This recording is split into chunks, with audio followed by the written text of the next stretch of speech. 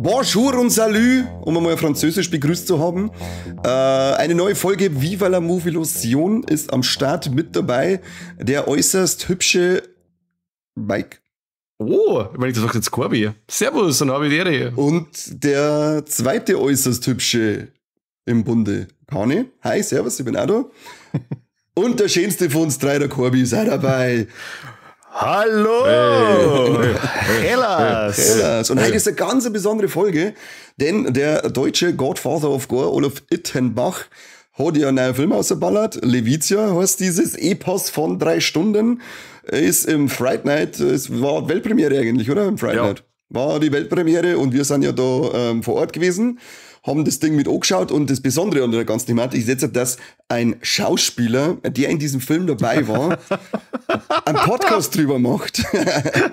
Ja, ich war da dabei, aber es braucht es auch gar nicht offen halten, denn meine Szene ist nicht vorgekommen in dem Film. Er hat bei 3 Stunden, also wenn man sich den Film anschaut, hat er gefühlt jeden einzelnen Frame, den er aufgenommen hat, in dem Film verarbeitet, nur meinen hat er ausgeschnitten. Ich sehe da eine gewisse Fehde entsteht zwischen Haus Ittenbach und Haus Kane, aber das müssen wir mal in den nächsten Filmen noch abwarten, wie dann meine Szenen ausfallen. Er war ja bei der Premiere auch da. Du hättest ihn ja eigentlich fragen können. Habe ich? Er hat gesagt, er hat nichts ausgeschnitten. So, ja, das ist mir aufgefallen, aber habe ich schon gemerkt bei 3 Stunden Splatter-Gedöns, dass du nichts ausgeschnitten hast. Das ist mein Tod! Aber naja, ist jetzt wurscht. Mike, du bist ja ein alter Ittenbach-Fan seit erster Stunde. Du hast da im Fright Nights das Q&A hervorragend über die Bühne gebracht mit dem Ittenbecker. Oh, danke sehr. Ja, das war zauberhaft, auch wenn er dein Kind beleidigt hat. Und du ihm dafür nicht das Mikro über den Shell gehauen hast. Aber mein Gott. Mike, verzeihen Sie mir, um was das bei Levitia geht. Und jetzt legt es zurück, weil das ist, das wird eine lange Ausführung, weil das hat Full Story. Na, tu ich nicht. Ich sag's nicht so ausführlich. Keine Sorge, bin nicht der Corby. Wir haben irgendwo im Ersten Weltkrieg und da wird ein Soldat bei einem Gefecht verletzt, also seine Kumpanen werden alle getötet, bis auf Ärmel wird verletzt und dann kommt eine junge Dame vorbei mit Superkräfte, hätte ich mal gesagt, mit mystischen Kräften, mit Heilungskräfte und die heilt ihn und nimmt ihn mit sich nach Hause und es stellt sich dann quasi raus, dass diese Dame die titelgebende Levitia ist.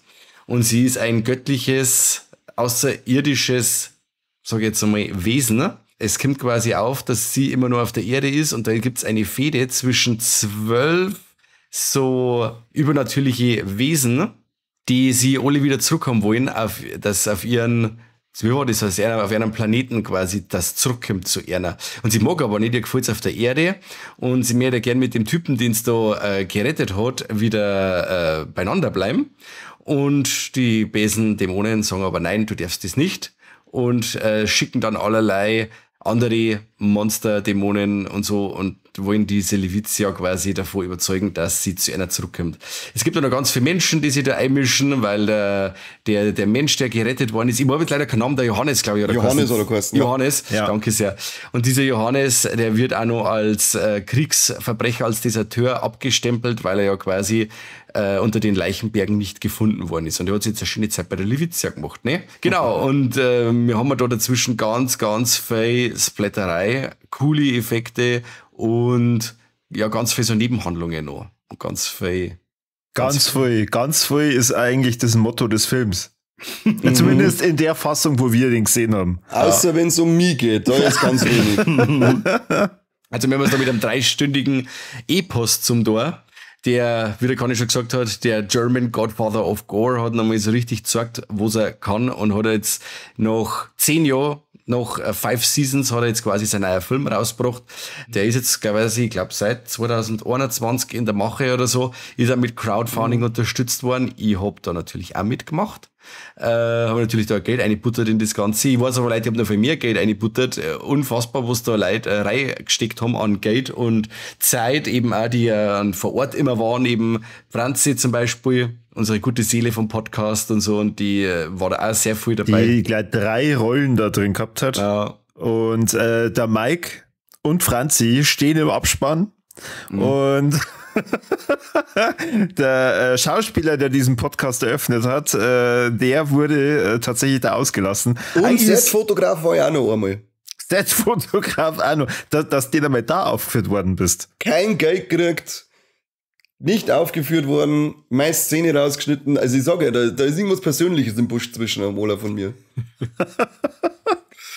Ach, Mana, und was sagt's, würde euch gefallen? 3 Stunden deutsches Gesplatter. Was sagt ihr da dazu? Also, es war mein erster Ittenbach-Film und ich habe bisher ja eigentlich immer nur positiv über alles reden hören, deswegen bin ich mit hohen Erwartungen tatsächlich an diesen Film rangegangen. Ich war köstlichst unterhalten. Also, ich finde, im Rahmen von den Fright Nights, wo wir das gesehen haben, hat das als super reinpasst. Ja, und ich habe mir dann zwar irgendwann gedacht, ja, okay, also vielleicht den ein oder anderen Kill hätte man sich jetzt einmal sparen können oder bei bestimmten Passagen des Films. Was hat denn jetzt das gebracht? Also ich muss jetzt sagen, von den Kills her weiß man gar nicht gar, oder auch von den Effekten, von den Masken und so. Nein, das die hat Quantität. echt Hand und Fuß gehabt, nicht gar. Das meine ich nicht. Es war aber wirklich teilweise sehr, sehr unterhaltsam, aber es war halt einfach nur irgendwann voll. Ja. Aber wie gesagt, deswegen habe ich mich auch nicht abgesehen, weil es halt eben so geil gemacht war und ich habe mir dann wieder gedacht, und dann wieder eins legt und da wieder mit Schaufel das Gesicht auseinander und da wieder die Gedärme auch raus und so. Also das war schon krass.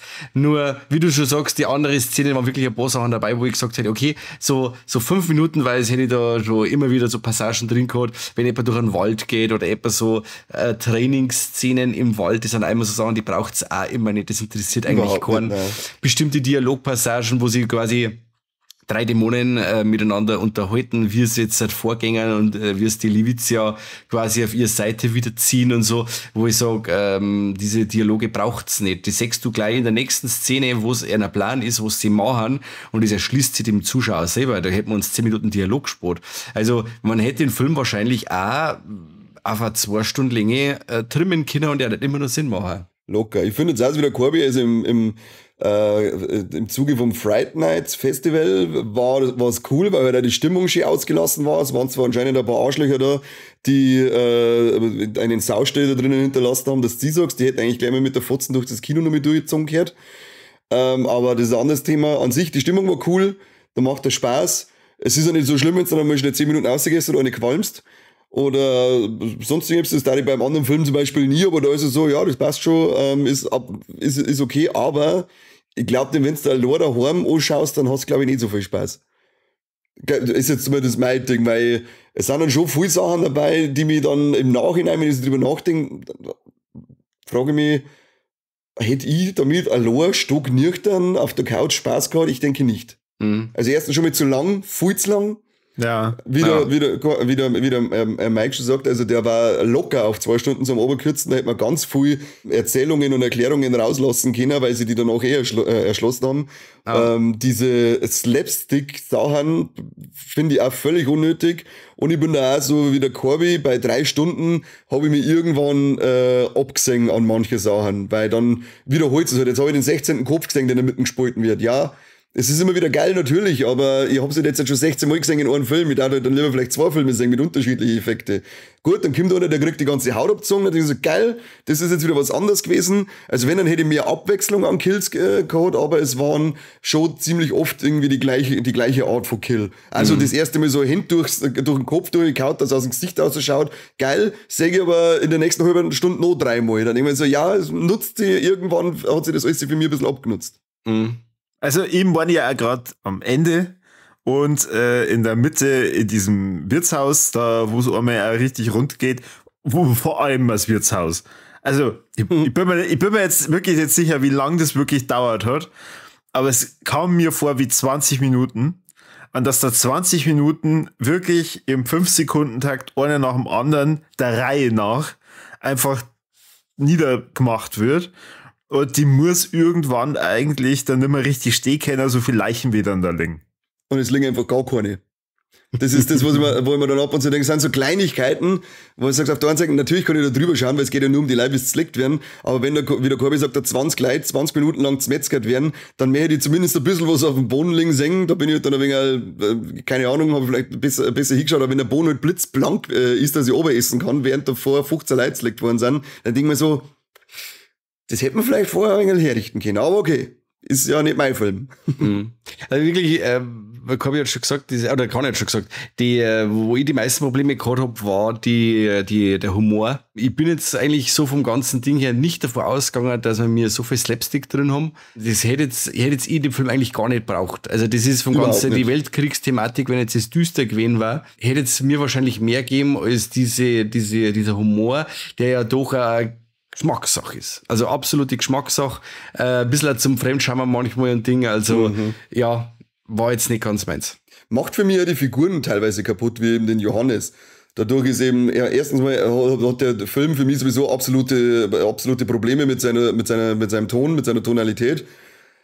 Und das macht für mich die Figuren völlig kaputt, weil der Johannes ist der spielt in meinen Augen 4 oder 5 Mal einen anderen Charakter, mehr oder weniger. Einmal ist er der ganz agrate Soldat, dann ist er auf einmal der flapsige Ryan Gosling-Verschnitt, dann ist er auf einmal wieder irgend so ein ganz krasser, strikter Typ, also seine Figur wechselt die ganze Zeit hin und her, ich finde, da ist überhaupt keine Linie drinnen, was das angeht. Aber was der Olaf schon immer Kinder hat, das ist Organisieren. Und das ist jetzt in dem Fall auch wieder so, zum Beispiel diese Szene im Zug oder so. Er zirkelt wirklich einmal so einen, jetzt hätte ich fast prähistorischen, so einen Zug, so einen von aus die, weiß ich nicht, aus die 20er Jahre oder irgendwas fordert so einen Zug einer von und lässt da eine Passage vom Film in dem Zug spielen, den er dann auch noch mal so richtig einsaut. Oder auch diese Kostüme, die er da hat, diese Weltkriegskostüme, die schaut wirklich geil aus. Also er hat vom ganzen Drumherum her, auch die Häuser dann innen und so, die schaut alles top aus. Also von der ganzen Ausstattung her, da hat er sich wieder echt selber übertroffen. Das finde ich also richtig gut passt. Also. Das eine Auto, das dann da teilweise auch gehabt haben, war Kutsche auch dabei? Nein, es war auch das Auto, oder? Kutsche war auch mit dabei, meine ich. Viertel. Also, da habe ich mir auch gedacht, okay, krass. Wie schon gesagt, für mich war es der erste Ittenbach-Film und ich habe nicht genau gewusst, ob die anderen Filme auch von der Tonalität her die ganze Zeit so sind. Also zwischen Ernsthaftigkeit, weil das suggerieren mir die ersten Einstellungen des Films. Gescheit.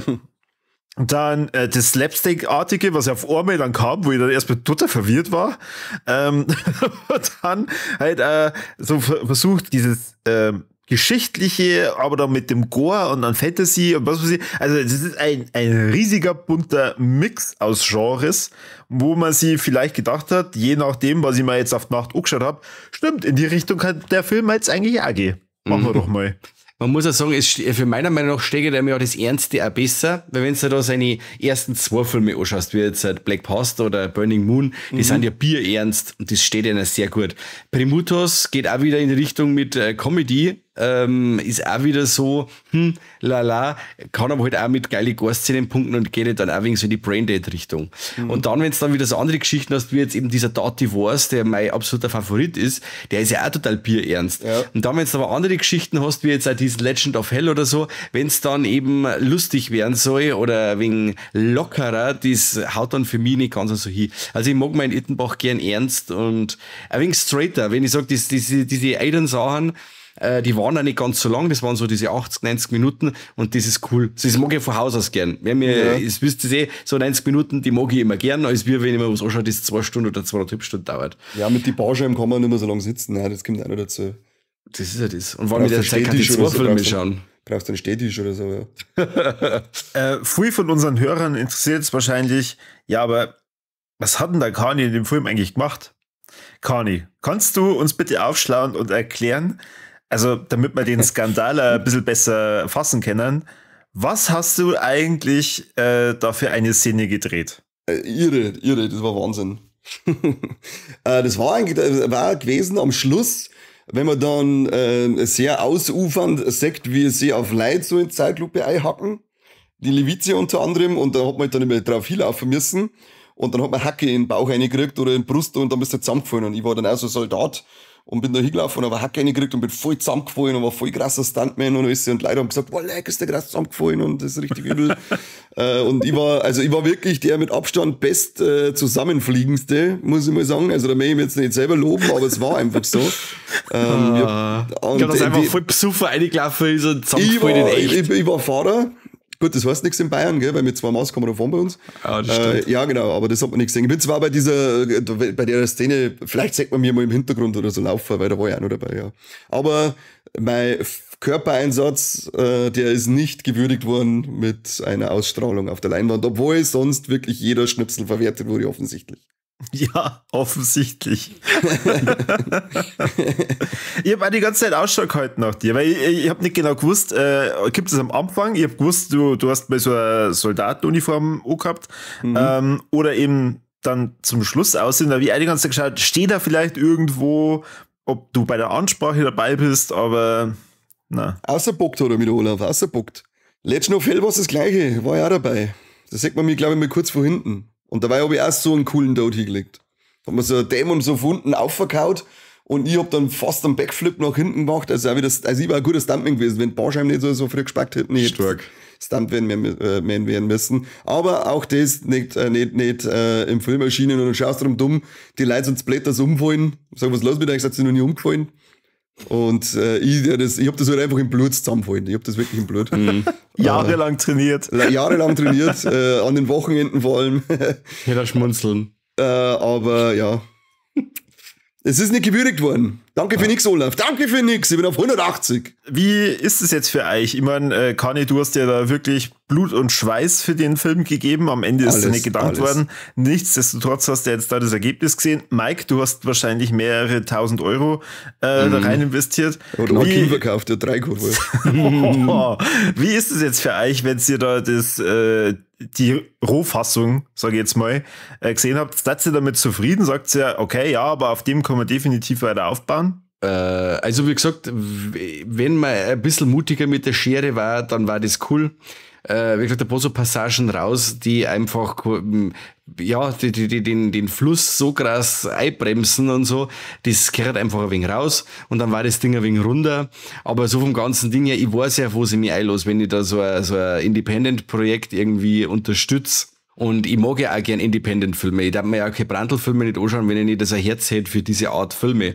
Und dass ich da bei bestimmten Sachen Abstriche mache, dass die Schauspieler nicht immer alle on top sind und dass nicht jedes Kostüm immer on top ist oder jede Perücke gut ausschaut oder bloß was ich, da kann ich drüber schauen.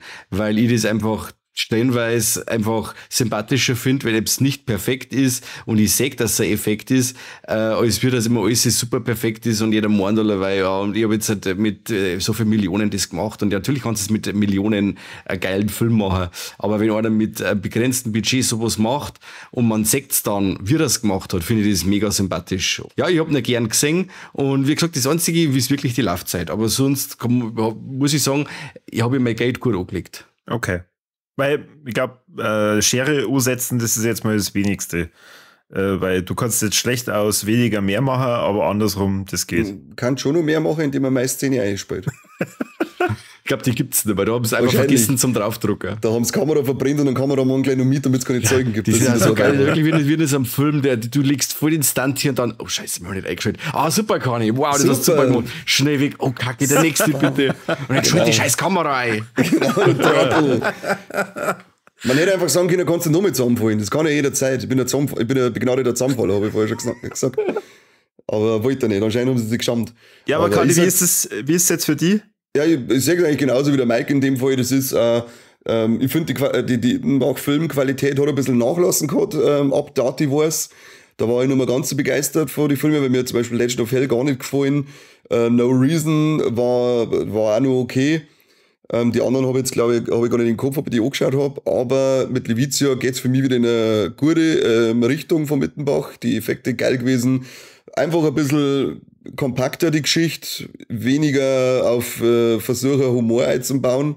Zumindest nicht, also das muss halt einfach irgendwie im Gesamtprogramm zusammenpassen und nicht so, in meine Augen willkürlich einfach irgendwas eingeschissen. Hey, jetzt lass mir irgendeinen quamperten Nocker um anlaufen, ja. Oder ein Hitler. Der Hitler muss auch noch mit dabei sein. Ja, den nehme ich gleich vorweg, weil das wird mein Flop. Aber verdammt! ansonsten, Verdammt, Ja, das hast du schon angemeldet. Ja, ansonsten bin ich auch zufrieden. Ich habe Spaß gehabt im Kino. War cool und ich bin gespannt auf sie. Ja, hat er gesagt, der nächste ist ja schon fast fertig, oder? Ja, der hat einen Titel Start Young.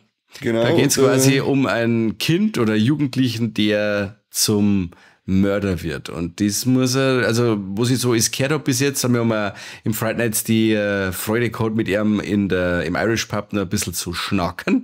Und da hat er uns ein paar Sachen erzählt und so. Und das hört sich wirklich grenzwertig an, was er da alles abfeuert. Also da bin ich jetzt echt gespannt. Und da haben wir jetzt wieder dabei, da backt er kleinere Brötchen. Da ist jetzt kleinere Sets, kleineres Drehbuch, kleinere Schauspieler, weil weniger Schauspieler. Weiß ich nicht, wie es dann mit den Effekten ausschaut. Also da bin ich jetzt wirklich gespannt, was für Richtung das der jetzt dann geht. Oh ja, und den dritten, an dem arbeitet er auch schon. Da ist er schon am Suchen für Sets. Also ich hab Bock drauf und bin dem Ganzen positiv gegenüber. Voll.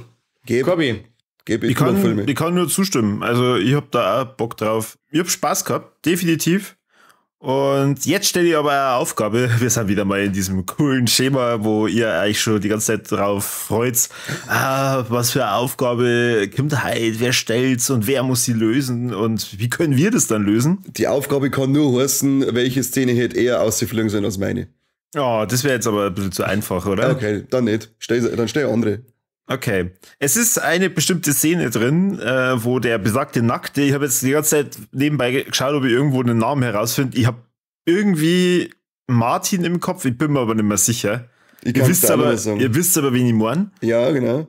Und es gibt eine bestimmte Szene, auch bei diesem Endkampf, wo er eine Dame praktisch niederringt und die Teebeutelt. und die teebeutelt. Und meine Frage wäre gewesen, hättest du lieber diese Szene gedreht, weil die wäre sicher im Film gelandet, als dein Sturz? Also die Frage geht an mich. Also, dass alle mitmachen können, würdet ihr eine Szene, wo ihr geteebeutelt werdet, drehen, damit ihr in Levizia praktisch da wirklich für ein paar Sekunden und natürlich in die Credits dann auftaucht? Klares Nein. Unentgeltlich meine Eier irgendwo in die Kamera erhalten. Warum sollte ich das machen? Unentgeltlich. Außerdem habe ich winzige Schrumpfhoden, die hat man gar nicht gesehen. Nein, du missverstehst mich. Du wirst geteebeutelt. Ach so, dass ich sie teebeuteln nicht müssen. Ich habe teebeuteln. Nein, noch weniger. Was ist los mit dir? Für den Fame. Dafür mache ich den Podcast schon, damit die groß rauskommen. Dafür lasse ich mir aber nicht irgendwelche Eier im Mund hängen. Das machen wir dann untereinander und wie viel Mobilisation Weihnachtsfeier. Jetzt muss ich wirklich sagen, jetzt bin ich überrascht, dass du das missverstanden hast und trotzdem sagst, du machst das nicht. Ich hätte gedacht, okay, bei Teebeutel bist du sofort dabei. Ja, müssten schon schönere Eier sein. Ja. Die waren mir zu haarig. Wer übrigens nicht weiß, was das bedeutet, der googelt bitte danach. Ja. Aber bitte im Beisein von seinen Eltern oder so. Genau. Corby, wie schaut es bei dir eigentlich aus? Darfst du weitere Ittenbach-Filme anschauen? Bist du jetzt heiß? Ja. Cool. Machen wir einen Ittenbach-Marathon mit dem Corbinius. Ich kann mir sowohl die Slapstick-Richtung vorstellen, als auch eher einen ernsteren Ton. Familienratgeber? Stimmt, die Verträge allerweise. Stimmt, die gibt es ja auch noch. Weil, können wir gleich mal auf Tops und Flops eingehen, weil mein Top ist, dass ich das wirklich bei jeder neuen Szene faszinierend gefunden habe, welche Settings da teilweise waren. Der Mike hat es vorhin schon gesagt, also man sieht da einmal so einen richtig altertümlichen Zug, also so Dampflok, und die fährt da, glaube ich, auch sogar, oder? Ja, die haben da rumgefahren. Oder gleich der komplette Anfang, wo ich mir nicht sicher war, ob das nicht vielleicht komplett animiert war. Das war Kieswerk, da haben wir im Kieswerk dran dabei. Im Dreh war ich nämlich als Setfotograf dabei. Hat richtig geil ausgeschaut. Also wirklich so dieses Erste Weltkriegs-Setting über einen Kampfschauort, der in einem Wald stattfindet, hat mega ausgeschaut. Dann die Höhle, auch die Waldszenen, sie waren zu lang, aber trotzdem, was er halt da gezeigt hat, fand ich top. Das Einzige, wo ich mir halt dann auch gedacht habe, ja gut, das ist natürlich schwierig, wenn er jetzt irgendwie Minger sagen möchte oder so am Anfang des 19. Jahrhunderts. Wie wo er das jetzt machen, außer er animiert, dann hat er tatsächlich noch ein paar animierte Szenen mit drin. Aber also, auf was ich hinaus will, diese Vielfalt an Settings, und wenn du schon sagst, dass der Ittenbach da dafür ein Talent hat, dass er da halt immer wieder was zurückzieht, Hut ab. Hat mir sehr, sehr gut gefallen. Wenn du schaust, zum Beispiel Primutos oder so, da hab ich mich einmal mit dem unterhalten und dann sagt er halt, ja, der kommt am Schluss vom Film kommt der Panzer. Da kommt der Panzer, der fährt einfach eine Mauer ein und da schießt ein paar Zombies und so. Sagt er, das ist ja ganz einfach gegangen zu der Zeit. Der ist ja, ich glaube, ich weiß nicht, Tschechei oder irgendwas, da hast du einfach, da hast du irgendwo das Mietenkinder bei der Bundeswehr oder irgendwas, direkt bei denen selber, und hast da den Panzer übers Wochenende gehabt und hast dann da rumschießen können und so. Und dann haben sie das dann gleich für den Film verwurstelt und so. Also er ist da schon der Wahnsinn, was das angeht. Undling. Und Flop geht tatsächlich aber auch wieder fast in die gleiche Richtung. Diese animierten Szenen von dieser anderen Realität, nein, nicht Realität, von dieser anderen Zivilisation, die so hochentwickelt ist und was weiß ich, was in meinen Augen irgendwelche Cinematics waren aus StarCraft. Also für einen Independent-Film war aber das schon cool animiert, hätte jetzt ich schon gesagt. Aber was weißt denn ich schon? Ich glaube halt, dass das irgendwelche Stockfoto Sachen sind. Also die sind, ich kann mir nicht vorstellen, dass das für Levizia produziert wurde, sondern das hat er halt irgendwo einfach rausgenommen aus einer Bibliothek. Alles selber gemacht. Da fahren die halt dann auch wieder im Rahmen von Fright Nights. Was haben wir da für richtig geile Szenen gesehen? Oder Animationen. Ich sag nur Vampire Zombies from Space, die halt da natürlich mit einem heute mal, ich hab's gewusst, dass du das sagst. Mit einem liebevollen Charme da Sachen einfach dann mit einfachsten Mitteln dann darstellen, und das hätte meiner Meinung nach besser zu Levizia passt, wie halt dann diese Animationen, die mich da ein bisschen rausgerissen haben. Gut, Corby, gut. Freut mich. Sehr schön. Freut mich für dich. Danke. Mike, was sagst du dazu? Und ich überlasse dir als Flop an Hitler, ich habe einen neuen Flop für mich. Nein, ich habe schon, gut, mein Flop.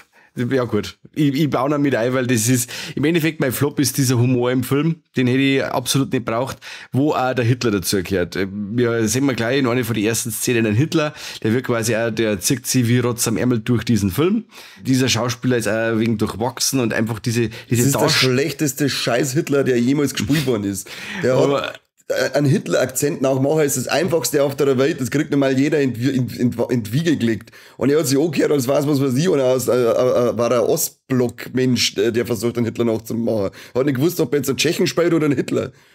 Also, möchte ich, glaube ich, anfügen. Genau. Und da ist es dann so, dass ich sage, okay, dass man so historische Figuren da einbaut, naja, dann, dass man da so durch den Kakao zieht, ist okay, kann man beim Hitler schon gerne mal machen. Nur, das passt halt in den Film irgendwie nicht so rein. Und das ist, also einfach ist nicht jede Szene mit Hitler einfach rausgehört, zum Beispiel. Dann haben halt also Geschichten dabei, eben diese, wie gesagt, mit der Lauflänge, so Sachen wie, von da weg, wo die Levizia ihre Verrenkungen macht an dem Ofer. Sie zeigt ihm, dass sie super cool ist und macht diese Verrenkungen.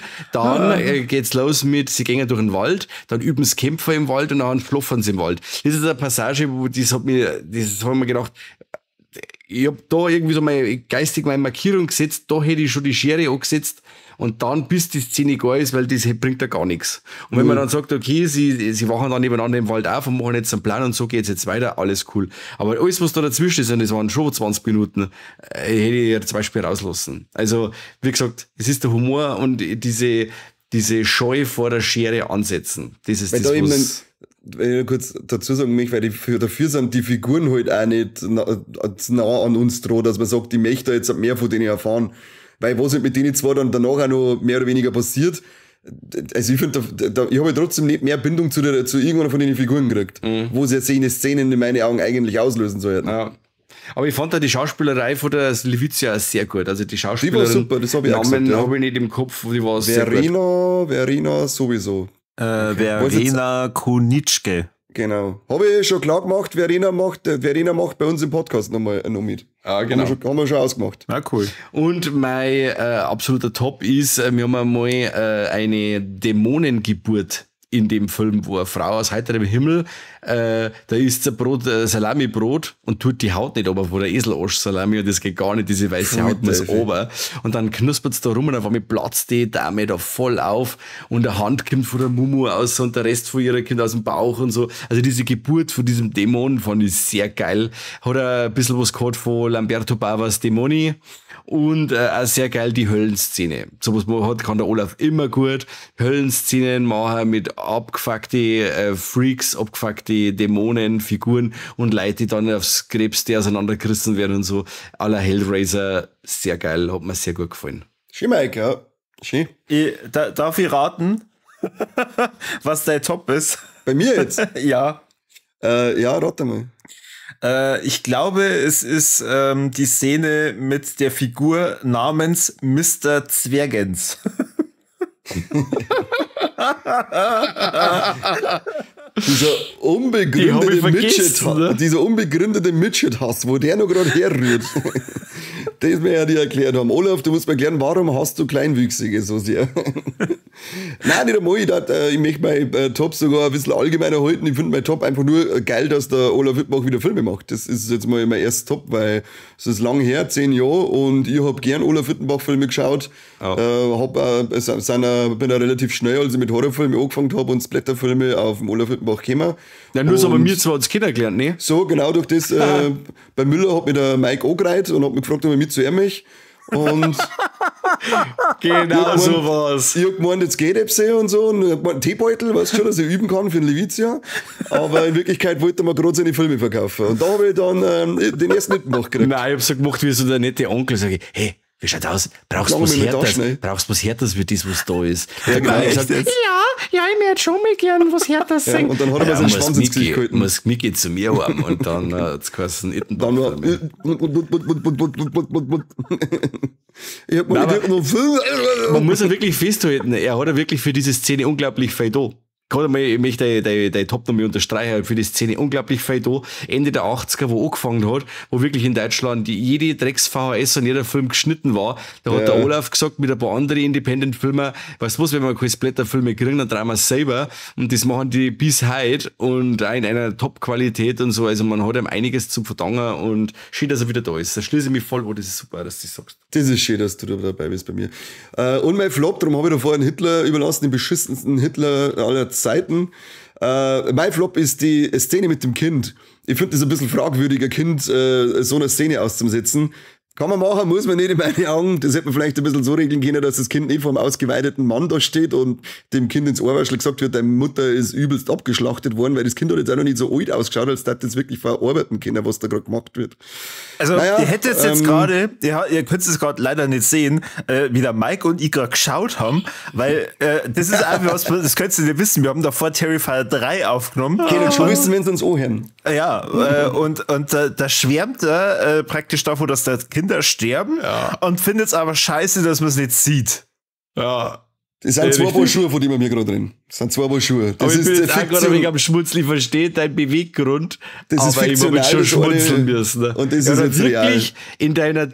In deiner verschnorrten Brust ist wirklich ein bisschen eine Liebe drin tatsächlich. Irgendwas hat da kurz so gemacht.